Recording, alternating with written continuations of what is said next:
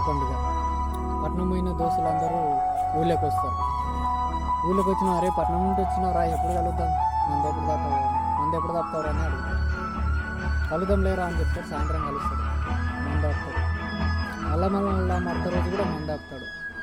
వానికి ఏంటో చిన్న చిన్న అప్పులకే ఊరిచ్చిపోయిండు వాడు.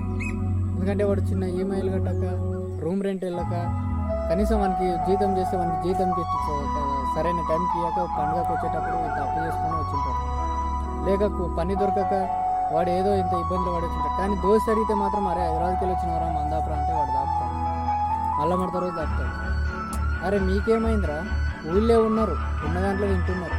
వాడు ఏదో అప్పు చేసి పోయినండి కొంచెం మంచిగా ఉండు, జాగ్రత్తగా ఉండు అని చెప్పకుండా వాడు ఏం తిప్పలు పడుతున్నాడో వాడిని వచ్చినని మందాపని అంటారా? తెలివి లేని కొడుకులు జమైండ్రేమ్రా మన తెలంగాణలో. కలికాలంలో ఇట్లా తయారైండ్రేమ్రా. ముంచినోడేమో ఊళ్ళో ఉండి కద్దరు బట్టలు వేసుకొని తిరుగుతున్నాడు. నిజాయితీ ఉన్నోడు వలస పోయి కష్టం చేసి కడుతున్నాడు. అందరికీ ఉగాది శుభాకాంక్షలు.